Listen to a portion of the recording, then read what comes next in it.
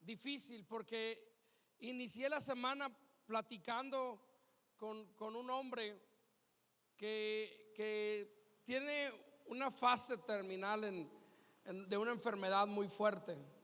Y hablábamos de cosas muy intensas, ¿no? Hablar intensos no era que estuviéramos discutiendo o peleando, pero hablábamos de cosas muy intensas en cuanto al contenido, porque estábamos hablando de temas como la vida, la muerte, la vida eterna, y son cosas difíciles de tratar, de platicar, sobre todo cuando estás en una posición muy vulnerable, en una posición muy difícil. Gracias.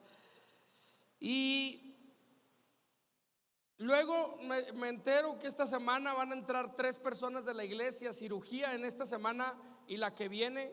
Entre ellos va a entrar Adrián Carballo, va a entrar Rocío y Alma. Van a entrar en estos próximos 15 días a cirugía.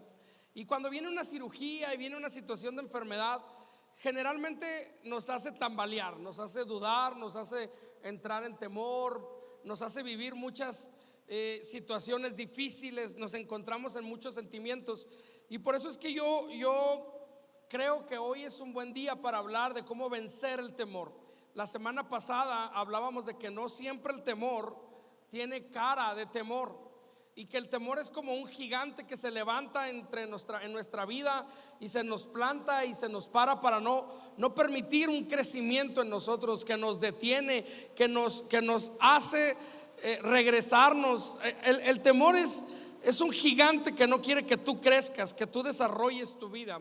Y cuando hablamos de crecimiento es porque realmente como hijos de Dios, tú y yo necesitamos crecer. Cuando tú y yo como entendemos lo que es la vida de Cristo, la vida en Cristo, nos damos cuenta que nos metemos a un proceso que le llamamos santificación.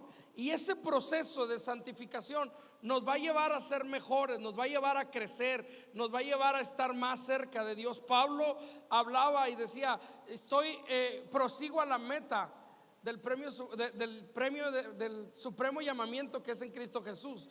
Pablo estaba hablando de un proceso de crecimiento, de extenderse, de ir más allá.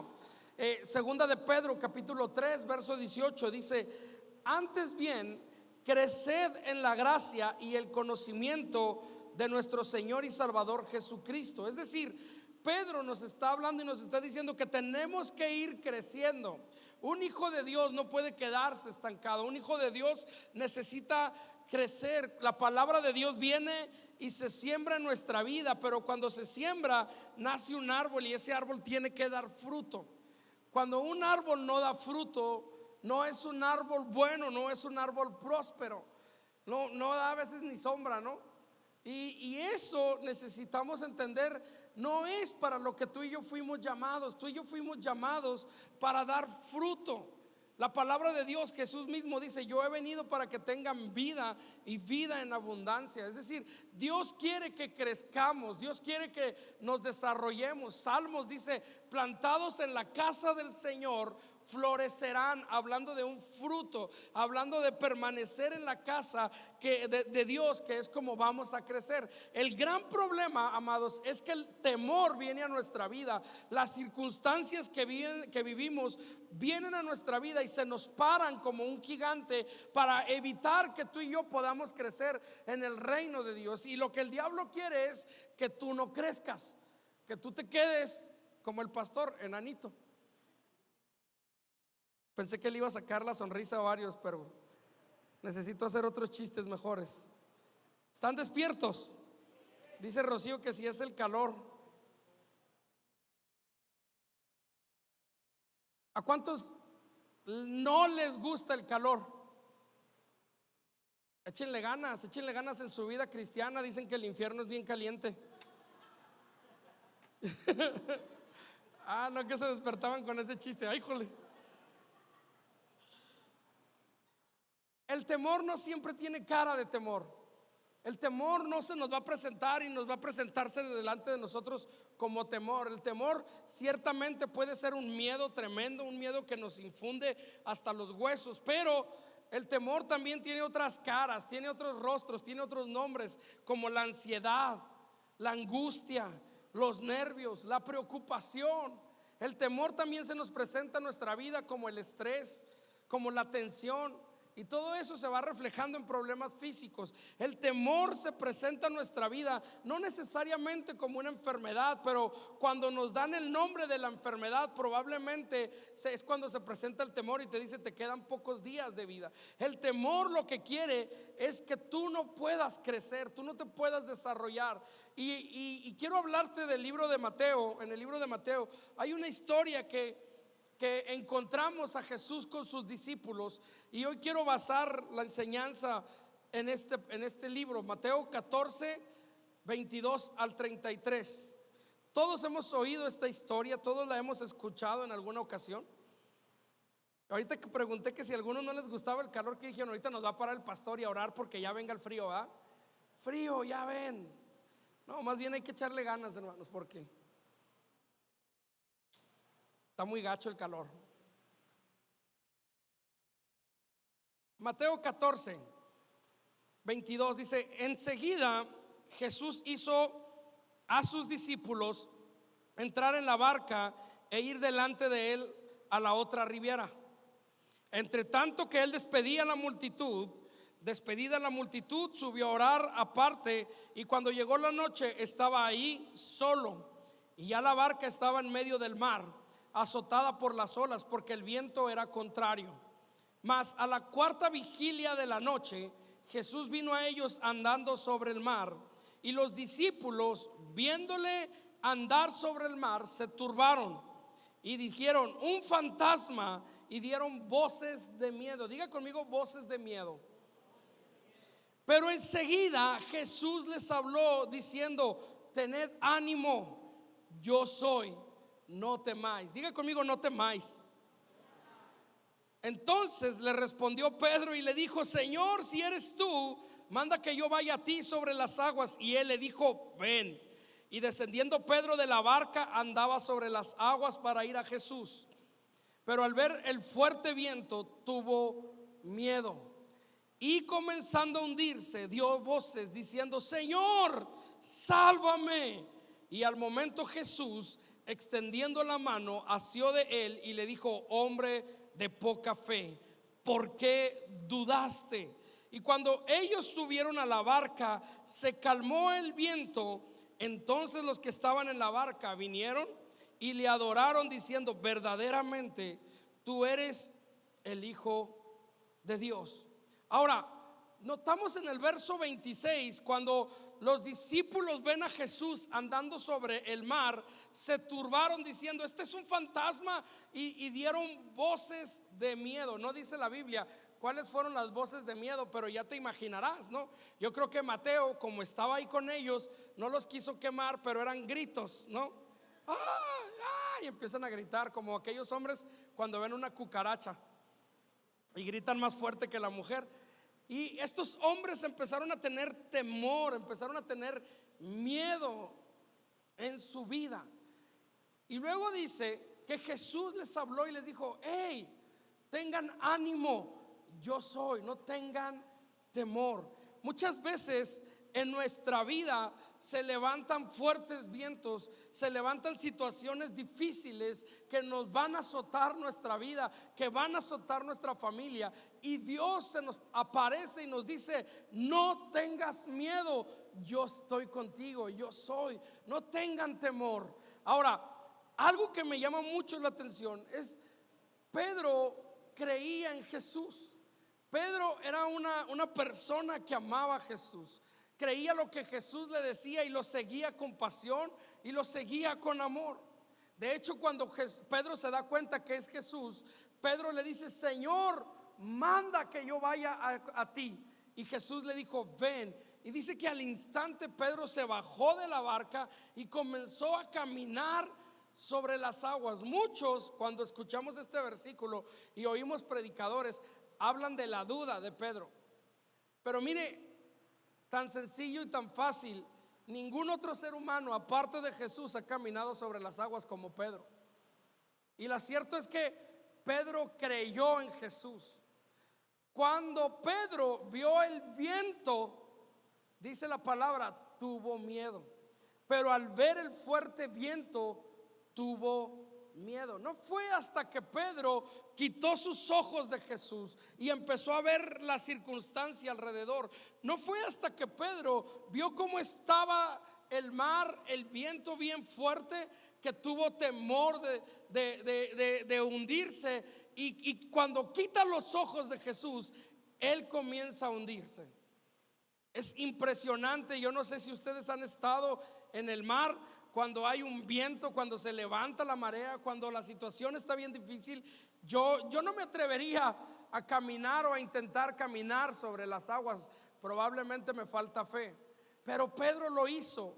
Y cuando Pedro empezó a ver, y cuando Pedro empezó a notar que la circunstancia estaba muy difícil, él quitó sus ojos de Jesús y puso sus ojos en la situación de alrededor. Generalmente cuando nosotros entramos en una situación de preocupación y de temor, es porque quitamos nuestros ojos de Jesús, quitamos el enfoque de quien necesitamos tenerlo, que es Jesús, y el miedo viene a nuestra vida y se apodera de nosotros. ¿Qué es lo que hace el miedo? Es que nos comienza a frenar. Pero a mí me encanta la Biblia, porque la Biblia nos enseña el carácter de Cristo. Y la Biblia nos dice que cuando Pedro se empieza a hundir, él tuvo miedo, dice, y comenzándose a hundir, dio voces diciendo: Señor, sálvame. Y me encanta porque el carácter de Cristo no es el carácter de un Dios que te dice: híjole, ¿sabes qué? Voy a comer, ahorita ando ocupado, ¿me aguantas media hora? Pedro en 15 minutos se hubiera ahogado y se hubiera hundido, ¿no? Hace poquito mi esposa y yo vimos una película de unos soldados que se cae el avión y que se quedan en alta mar, en medio de una balsa.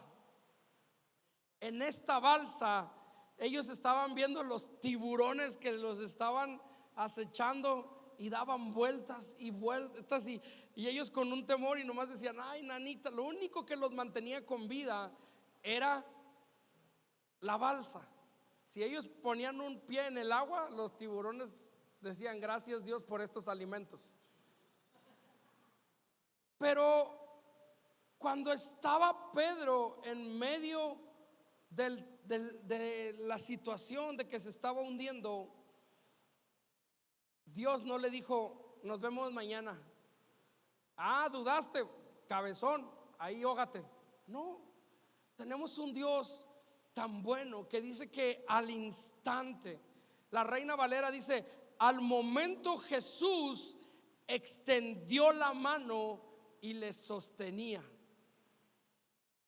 ¿Se acuerdan cuando aprendieron a andar en bicicleta?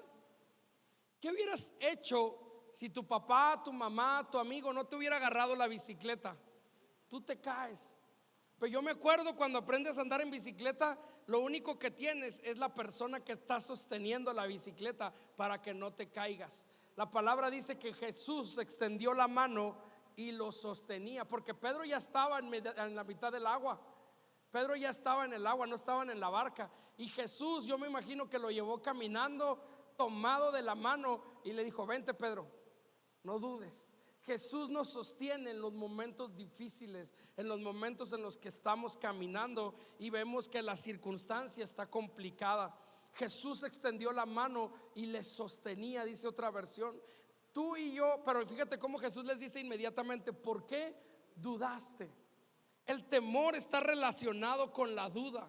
El temor lo que quiere hacer es apagar nuestra fe. Por eso Jesús le dice: hombre de poca fe. La fe, amados, es el antídoto para el temor que tú y yo podamos tener en nuestra vida.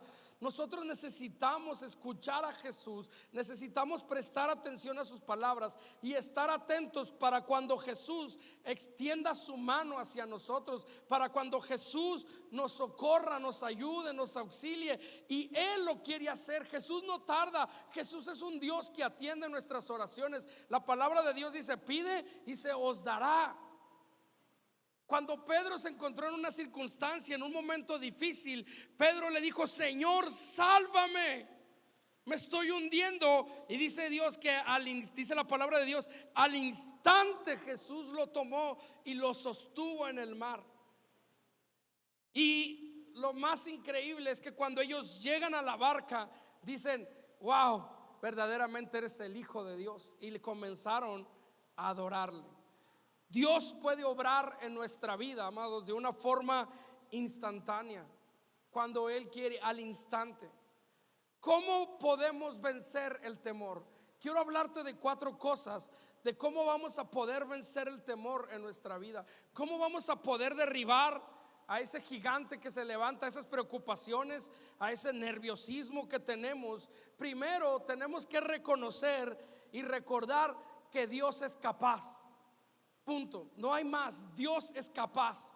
Dios es todopoderoso. Dios puede obrar de una forma instantánea. Al instante Dios le sacó del agua. En el problema en el que tú te encuentres, en la situación en la que tú estás, Dios puede obrar inmediatamente. Dios es todopoderoso. El Dios al que nosotros alabamos y adoramos es un Dios que cambia personas, es un Dios que sana, es un Dios que salva, es un Dios que liberta. No es un Dios pasivo, es un Dios que lo puede hacer al instante. Sí, yo me hubiera emocionado. O sea, vamos, iglesia, estamos hablando de nuestro Dios. Pero también Dios obra en procesos. Nosotros necesitamos entender que Dios puede obrar al instante, pero también obra en procesos. En Juan capítulo 11, Dios resucitó a Lázaro. Lázaro había muerto y Dios le dijo a Lázaro: Lázaro, sal fuera. Y Lázaro se levantó de entre los muertos. Pero, amados, Dios dijo: sal fuera, pero Lázaro tuvo que salir por su propio pie de la tumba. Hay momentos en los que Dios permite los procesos en nuestra vida, y nosotros necesitamos entender que también en medio de los procesos Dios obra. Lo importante es saber que Dios tiene un plan para nosotros. Dios siempre tiene un plan. A Dios no le agarra desprevenida la situación que tú estás pasando. El gigante que se levantó en tu vida, el temor que llegó a tu vida, a Dios no le agarra desprevenido. Dios no está en el cielo y dice: híjole, le dio cáncer a Daniel, ándale, ¿ahora qué hacemos? No. Dios ya sabe la situación que va a pasar. Dios tiene el control de nuestra vida. Nosotros cantamos y decimos: Dios poderoso, Dios omnipotente, Dios omnisciente. Las características del Dios al que servimos es que tenemos un Dios que todo lo sabe, para bien o para mal, todo lo sabe. Nosotros no podemos burlarnos de Dios. Él conoce nuestra vida. Pero necesitamos recordar, para poder vencer el temor, que Dios puede obrar cuando Él quiera, en el momento que Él quiera, inmediatamente. Nosotros necesitamos recordar que Dios es capaz de vencer cualquier gigante que se levante en nuestra vida, porque Dios es más grande que cualquier gigante que se levante en nuestra vida. Pero el problema, amados, es que yo recuerdo como una cámara fotográfica. Cuando el lente es manual, no es automático, tú te encargas de ver por un cuadrito lo que tú quieres tomarle la foto. Y cuando lo tienes, el objetivo, el objeto al que le vas a tomar la foto, tienes que enfocar la cámara para que lo agarres nítido. Y una vez nítido, sueltas el disparo, se toma la fotografía y queda muy bien. Nuestra vida es como la cámara fotográfica. Nosotros tenemos que tener el enfoque en Dios. El problema con Pedro fue que perdió su enfoque. El problema con Pedro fue que perdió de vista a Jesús. Pedro empezó a caminar sobre las aguas y empezó a ver la circunstancia y empezó a ver el problema. Muchos nos hemos alejado de la iglesia, nos hemos alejado de Dios por la circunstancia y por el problema que estamos viviendo. Perdemos de vista el enfoque y decimos: yo estoy enfocado en Cristo, yo prosigo hacia Cristo, mi objetivo es Él. Y como estamos viendo las circunstancias, el temor llega a nuestra vida y a veces somos presos de la preocupación, somos presos de los nervios. Creemos en Dios, pero no creemos que Dios puede resolver todos los problemas que tenemos. Creemos que Dios es un Dios grande, creemos que Dios es un Dios poderoso, que Dios nos puede proveer, pero no confiamos en Él como al grado de decir: Señor, tú tienes el control de nuestras vidas. ¿Por qué? Porque necesitamos empaparnos de la palabra de Dios, necesitamos devorar la palabra de Dios, estudiar profundamente la Biblia, la palabra, y devorar y creer las palabras que dice la Biblia. Si la Biblia dice: no temas, yo estoy contigo, cuando vengan las circunstancias, yo debo respirar la palabra de Dios y decir: tu palabra dice que yo no debo tener temor. Mi confianza debe de estar puesta en ti. Y empezar a decirle: oh alma mía, oh mi espíritu, no tengas temor, Dios está con nosotros. Nosotros necesitamos tener nuestro enfoque en la palabra de Dios. La pregunta que te tengo en esta tarde es: ¿a quién vas a escuchar? ¿A la tormenta que se levante? ¿A los vientos que rujan fuerte? ¿O a Dios que te dice: pon tus ojos en mí? Hay un canto viejito, muy antiguo, que a mí me encantaba cuando lo cantaba mi abuelo, y se llama: pon tus ojos en Cristo. Y me encanta. A veces lo agarro, lo busco en YouTube y lo pongo. Y ese canto dice la letra: pon tus ojos en Cristo, tan lleno de gracia y amor. Hay algunos que le han cambiado y le ponen: fija tus ojos en Cristo, tan lleno de gracia y amor. Y luego me encanta porque dice: y lo terrenal sin valor será. Me estoy acordando: y lo terrenal sin valor será al ver a la luz del glorioso Jesús. Ay, qué precioso el canto.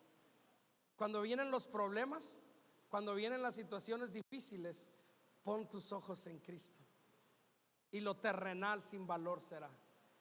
Entonces, cuando cantamos: no me falta nada si te tengo a ti, todo cambia, todo cambia.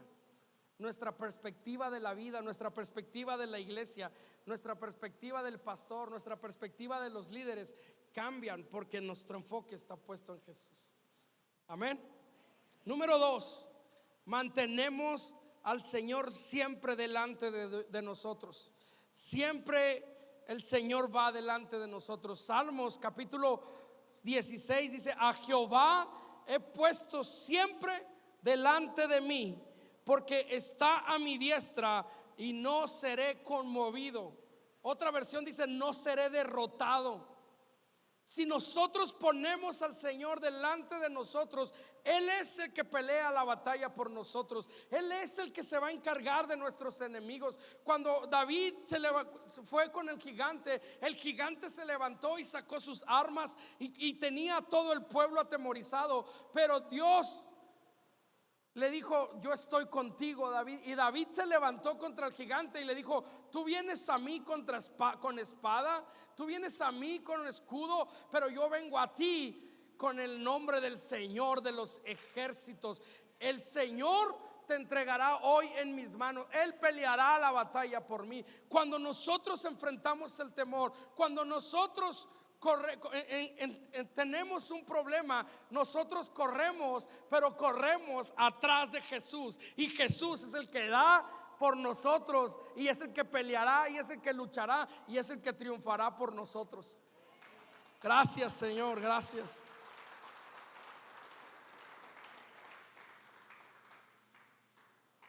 El gigante era más grande que David. A veces el gigante puede ser más grande que tú. El gigante puede ser un gigante que infunda miedo, que infunda temor. Pero nunca ningún gigante, escúchame iglesia, nunca ningún gigante será más grande que Dios. Dios es más grande que el gigante que tú estás enfrentando hoy en día. ¿Cómo se llama el gigante al que tú enfrentas? ¿Qué es el gigante que se para delante de ti? Gálatas capítulo 2 verso 20 dice: con Cristo estoy juntamente crucificado. Y escucha esto: y ya no vivo yo, mas Cristo vive en mí. Y lo que ahora vivo en la carne, lo vivo en la fe del Hijo de Dios, el cual me amó y se entregó por mí. Cuando el gigante venga y te infunda temor, tú dile: yo ya no vivo aquí, Cristo vive en mí. Y el gigante fue derrotado por Cristo, y nada ni nadie me va a quitar el gozo que yo tengo. Nada ni nadie me va a frenar de lo que Dios me dijo que yo iba a hacer. Tú necesitas tomar la autoridad de que Dios habita en tu vida, y la autoridad que Dios te ha dado para poder derribar y derrotar al gigante. Jesús vive en nosotros. Jesús vive en nosotros, iglesia. Jesús vive en nosotros. Y de verdad eso es algo impresionante, como el creador del universo tomó el tiempo para venir y habitar en nosotros. No lo entiendo, pero es algo increíble que Él nos regaló. Número 3, llamamos a nuestro gigante por su nombre. ¿Qué es lo que nos mantiene despiertos en la noche? Algunos van a decir la ansiedad, la preocupación. La ansiedad tiene una raíz. La preocupación tiene una raíz. Llámalo por su nombre. Dile: Señor, el recibo se va a vencer y no tengo forma de pagarlo. Señor, en el trabajo me gustaría que a mí me ascendieran, pero parece que le darán a otro la promoción. Llámale a la preocupación, a la ansiedad, a los nervios, la promoción. Dile: Señor, mi hija anda con un muchacho que no inspira confianza. Señor, el primer tratamiento de la quimioterapia inicia mañana a las 10 de la mañana y tengo temor de los resultados. Llámale al gigante por su nombre. Sé sincero con Dios. Hay quienes dicen: Dios ya lo sabe todo, pero a Dios le encanta la sinceridad de tu corazón. Muchos llegan y le dicen: Señor, tú sabes mi problema. ¿Sabes qué pasa cuando tú sabes que alguien muy cercano a ti tiene problemas? Yo puedo estar en casa con mi esposa y yo sé, porque la escuché a lo mejor hablando con Nereida, y le dice: oye, Nere, yo estoy aquí cerca de Chismoso, y le dice: Alma, estoy muy preocupada, tengo un problema, fíjate que… Y en eso alguien me llama y yo ya no escucho, y llego a la casa y le digo: ¿cómo estás? Y ella me dice: bien. ¿Tienes algún problema? No, todo bien. ¿Cómo me voy a sentir yo como su esposo de que ella no sea sincera conmigo porque ya acaba de hablar con alguien y le dijo: tengo un problema? Y a veces yo sé que no está bien, pero ¿qué quiere decir? Que no me es transparente a mí. Aunque Dios ya lo sabe todo, Dios agradece tu sinceridad. Dios agradece que tú le digas: Señor, me siento agobiado, me siento triste, Señor, tengo temor, Señor, tengo miedo, Señor, tengo dudas, Señor, tengo mucho malestar, Señor, tengo una preocupación enorme, Señor, ¿qué va a pasar con mi vida? No quiero morir, Padre. Y cuando tú eres sincero, lo que estás haciendo es que estás trasladando el problema tuyo a las manos del Señor. Y el Señor te va a decir: presta para acá, echen sobre mí las cargas y yo los haré descansar.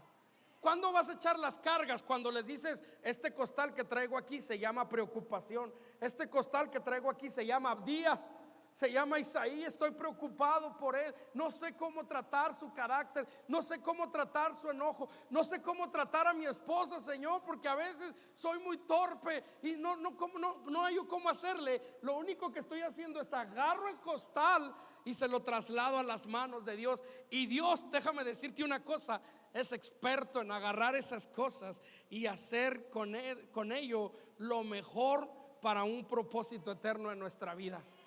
Ese es Dios, y necesitamos decirle con el nombre específico de nuestro problema a Dios. No negamos el problema, no nos hacemos los ciegos, pero lo reubicamos. Ya no me corresponde a mí, se lo damos a Él. ¿Qué dice Dios? Venid a mí, algunos, mis compas, todos. ¿Quiénes son todos? Nosotros. ¿Estás cargado? ¿Estás afligido? ¿Estás triste? ¿Estás pasando por una situación? Dice Dios: ven a mí y yo me encargo de eso. Él es el único que lo puede solucionar. Y número 4, para vencer el temor, llenamos nuestros labios de alabanza. Salmo 16:9: con razón mi corazón está contento y yo me alegro, mi cuerpo descansa seguro. Yo quiero preguntar, ¿cuántos alegres hay aquí? Algunos. Amén, eso, estoy bien alegre. La versión griega de este versículo dice: mi lengua grita sus alabanzas. Nosotros no cantamos en la iglesia para dar chance a que lleguen los que tienen que llegar tarde, los que se les hizo tarde, se les atoró el tráfico y dicen: híjole, vamos tarde. No te preocupes, ahí en la iglesia hay como un espacio donde se toca buena música para que tú llegues tarde. No, la alabanza, los muchachos, no es para dar un concierto. Si fuera así, mejor nos sentamos, ¿no? Pues nos vamos a cansar, es como ir a un concierto parado. No, mejor nos sentamos y vemos un concierto. La alabanza tiene un propósito mayor, y es cuando tú y yo estamos alabando y adorando a Dios, es quitar el enfoque de lo terrenal, de lo que está alrededor de nosotros, de las situaciones que estamos viviendo, para voltear en nuestro enfoque hacia Dios y decir: Dios imparable, Dios invencible, no me falta nada si te tengo a ti. Cuando cantamos Jesús es suficiente, no tengo temor, Dios está de mi lado, ¿cómo no voy a gozarme? Me alegraré, me gozaré con los que me dicen: a la casa del Señor iremos. Nuestro enfoque cuando cantamos, lo cantamos para allá. Pero amados, aquí quiero hacer un paréntesis, porque algunos podemos cantar por cantar, ¿no? Es como si yo le dijera: Alma, otra vez con mi alma, ¿va? Pues es que alma de mi alma, ¿no? Si yo llego con la guitarra y empiezo: amorcito corazón, yo tengo tentación de un beso, ni el turururu me va a hacer. ¿Cómo se va a sentir? Ignorada. Y luego vuelvo y le digo: tú eres lo más valioso. Me estoy inventando una canción. Tú eres lo más valioso para mí, tus ojos hermosos, tan bonitos, estás muy bonita. ¿Me va a creer? Y a veces así estamos en la alabanza. Dios imparable, Dios invencible, inigual, tú eres, ay no, Dios ¿por qué? Porque no tenemos el enfoque en Dios. Todo nos distrae, todo. Estamos en la alabanza, en la adoración, y de repente pasa alguien y estamos: Dios imparable, Dios. Ay, el WhatsApp. Préstame tu teléfono porque no lo traigo. Ay, el WhatsApp. Dios imparable, Dios invencible, ay, inigualable. ¿Tú crees que Dios no tiene sentimientos? Nos reímos, pero si hacemos una encuesta con los muchachos de la alabanza, los que dirigen la alabanza, ellos te pueden decir: ¿o no, Mike? ¿O no, Claudia? ¿Quién revisa el WhatsApp? ¿Quién pone atención? ¿Quién no pone atención? Pero el problema no es ponerles atención a ellos. El problema es ser conscientes de lo que estamos cantando. No estoy regañando, déjeme decirle algo. Estoy tratando de que seamos conscientes de lo que estamos haciendo. A la iglesia no venimos a un club social. A la iglesia no venimos para ver a nuestros amigos. A la iglesia venimos para decirle a Dios cuánto le amamos, para fortalecer nuestra vida espiritual, para llenarnos de su presencia, para que su Espíritu Santo nos vivifique, para que su Espíritu Santo hable vida a nosotros. La palabra de Dios nos dice que cuando Él sopla aliento de vida, nosotros vivimos. Y yo vengo y le adoro y digo: es el momento perfecto cuando tú tienes problemas para adorarle, porque tu enfoque está puesto en Él. Y la alabanza, la adoración hace que los problemas se hagan chiquitos y tú empiezas a cantar y dices: wow, Señor, no me falta nada si yo te tengo a ti. Y de repente el gigante viene y dice: no te falta nada. ¿Cómo no? Si te falta y tú dices, no, te tengo a ti, Señor, y tu enfoque está puesto en Dios. No nos falta nada.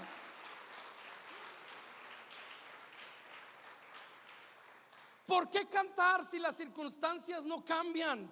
¿Por qué cantar si el camino se ve difícil? Porque cantamos a un Dios que no cambia. Él no cambia. La palabra de Dios dice que Él es Dios y Él no va a cambiar. No hay sombra de variación en Él. Él no cambia, dice la palabra. Yo soy Dios y soy el de ayer, el de hoy y el de mañana, y soy tu Dios y yo he prometido estar contigo. Entonces cuando cantamos, nuestra alabanza y nuestra adoración está ya en el enfoque y los problemas se disipan. No ignoramos la presencia del peligro. Más bien proclamamos la presencia de nuestro Dios en medio del peligro. Necesitamos entregarle a Dios la situación, sea cual sean los resultados que vamos a obtener. Señor, ¿a quién tengo yo en los cielos sino a ti? ¿A quién tengo yo en los cielos sino a ti? Entonces, cuando mi enfoque está puesto en Dios, yo estoy disfrutando de Dios y le canto alabanzas y le canto adoración. Ante las circunstancias, ante las incertidumbres, ante los problemas que lleguen a nuestra vida, cántele a un Dios que no cambia. Alábele a un Dios que no va a variar. En Él, dice la palabra, en Él no hay sombra de variación. En el mundo tendréis aflicción, pero confiad, porque yo he vencido al mundo. Aquí hay dos verdades que Jesús nos está diciendo. Hay dos principios. Primero, vas a tener aflicción en el mundo. Vas a tener problemas. Jesús no les dijo probablemente vayas a tener problemas. A lo mejor si más o menos te va, vas a tener problemas. No, dijo, en el mundo vas a tener aflicción. En el mundo van a venir los problemas a tu vida. Y a veces puede ser una aflicción tan profunda que sacude y que tambalea nuestra fe. A veces puede ser un problema tan fuerte que nos hace dudar si Dios existe o no existe. Sobre todo cuando estamos en medio de un problema y le oramos a Dios y le pedimos y le oramos y le pedimos, y pareciera que Dios no responde y pareciera que Dios no cumple lo que nosotros queremos. Pero Dios dijo: tengan confianza, tengan paz, porque yo he vencido al mundo. Ahora te tengo una pregunta: ¿cómo venció Dios al mundo? En la cruz. Y Jesús, cuando estaba declarando esto, todavía no iba a la cruz. Y les dijo: yo ya vencí al mundo. Oye, Jesús, espérate, ¿tú venciste al mundo en la cruz? Tú todavía no llegas a la cruz. ¿Cómo es posible que digas que ya venciste al mundo? Porque eso te demuestra la divinidad de nuestro Dios. Él ya sabe lo que va a pasar. Él ya sabe la situación. Y en medio de la situación, por muy difícil que se vea, Él dice: yo voy a vencer. En medio de la situación en la que tú estás, Dios dice: tú no te preocupes, yo voy a vencer, voy a sacar el mejor plan en medio de todo esto. Hay un propósito eterno que yo tengo trazado para la situación que tú estás pasando. Hay un propósito divino y yo tengo el control sobre eso. Confíen en Dios, no se rindan, no te desesperes, no desmayes, porque Dios ya venció al mundo. Él estaba seguro que lo iba a hacer. Él estaba seguro que iba a pasar eso. Hay un Dios que siempre vence, y esa iglesia es nuestro Dios. Hay un Dios que siempre vence, iglesia, y ese es nuestro Dios.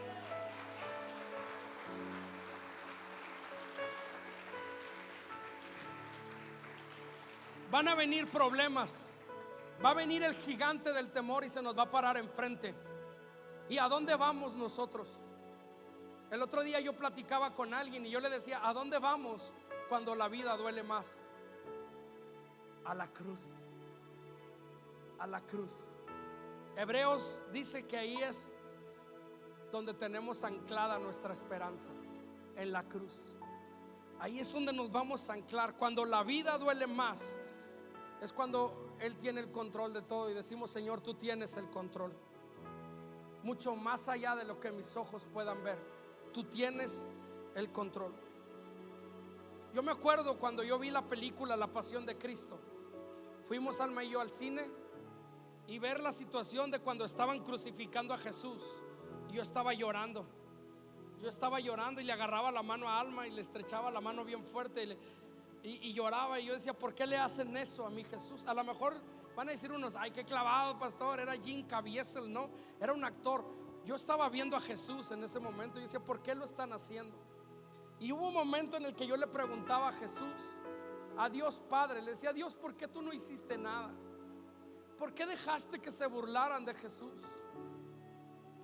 ¿Por qué no permitiste que ángeles vinieran y le callaran la boca a esos y agarraran a los romanos y los despedazaran? ¿Por qué le tuvieron que hacer daño a Jesús? Él no tuvo la culpa. Y mi esposa me agarraba, yo me acuerdo que Alma me agarraba bien fuerte la mano porque yo estaba llorando y porque eran dudas que yo tenía en mi corazón. Le digo, Señor, si tú has prometido que eres todopoderoso, ¿por qué permitiste que le hicieran todo eso a tu hijo? ¿Sabes? Muchas veces nosotros estamos así con los problemas que vivimos.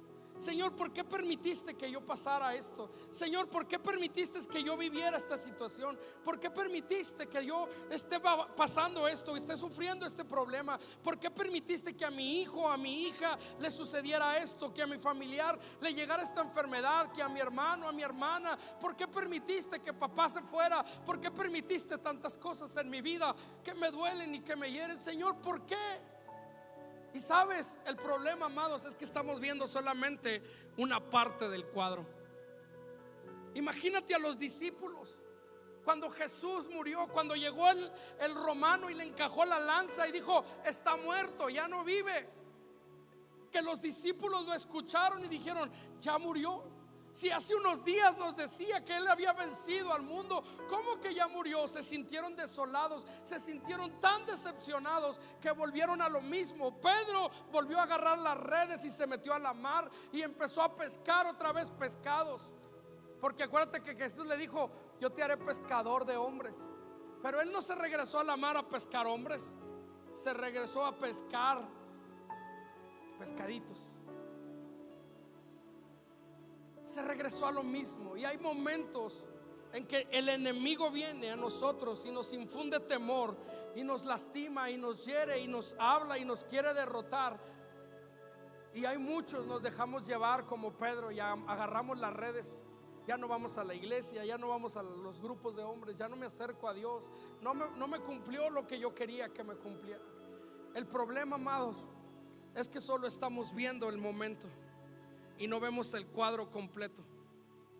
Porque en el cuadro completo, en la muerte de Jesús, en el cuadro completo estamos tú y yo. Había un propósito eterno.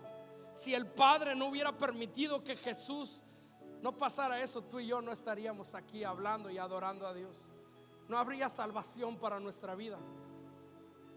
Pero en medio de la situación hay un propósito y hay un plan divino siempre. Hay un propósito y hay un plan divino. Cuando yo llego a casa después de ver la película, agarro mi Biblia y empiezo a leer Isaías. Y cuando leo en Isaías me detengo en un versículo y comienzo a llorar y le digo, Dios, gracias por la respuesta. Porque Isaías, hablando de Jesús, profetizando de Jesús, cuando dice como cordero fue llevado al matadero, no abrió su boca sino que enmudeció, y empieza a decir todo. Y yo empiezo, Señor, otra vez. Pero me encantan unos versículos, porque yo te aseguro que si tú y yo cuando lleguemos al cielo vamos con Jesús, porque Jesús nos va a recibir y nos va a decir, vengan, bienvenidos, he preparado morada para ustedes. Tú le puedes preguntar, Señor, ¿y no te dolió la cruz? Señor, ¿no te dolió que te laceraran? Señor, ¿no te dio vergüenza cuando te escupieron? ¿No te dio vergüenza lo que te hicieron? Yo creo que Jesús nos va a responder y nos va a decir sí, porque Isaías pudo ver el dolor que él iba a pasar. Pero Jesús va a voltear y nos va a decir, pero pregúntame por qué lo hice, Saulo. Y entonces me voy al libro de Isaías, donde dice, y verá el fruto de la aflicción de su alma, y Jesús quedará satisfecho. Y va a decir, por ti valió la pena, Saulo. Tú eres ese fruto de la aflicción de mi alma y estoy satisfecho contigo. Wow, porque Jesús hoy te dice eso, iglesia. Tú eres el fruto de la aflicción de su alma. Nadie va a poder tocar a su hijo, nadie va a poder lastimar a su hijo. Si el temor viene a tu vida, Jesús da la vida por ti. Jesús dio la vida por ti. Jesús da la cara por ti. Jesús dice: confía en mí, yo ya vencí al mundo. ¿Qué problema vamos a tener? ¿Qué temor va a venir a nuestra vida? Ninguna. Él ha vencido al mundo. Él ha vencido al mundo. Él tiene el control, iglesia. Él tiene el control de la situación y usó lo peor para un propósito eterno. Muchos de nosotros probablemente hemos perdido la fe cuando hemos perdido un familiar, pero tú necesitas ver el cuadro completo. No te quedes en esa situación, no te quedes ahí. Mira el cuadro completo. Hay un propósito divino atrás de todo. Hay un propósito divino para la situación que tú estás viendo. Enfoca tu mirada en Dios. Dios lo puede todo. Él es suficiente. Él es suficiente. Cuando nosotros fijamos nuestros ojos en Él, nada nos hará caer. Estamos descansados en Él. Estamos seguros en Él. Yo quisiera pedirle si se puede poner de pie.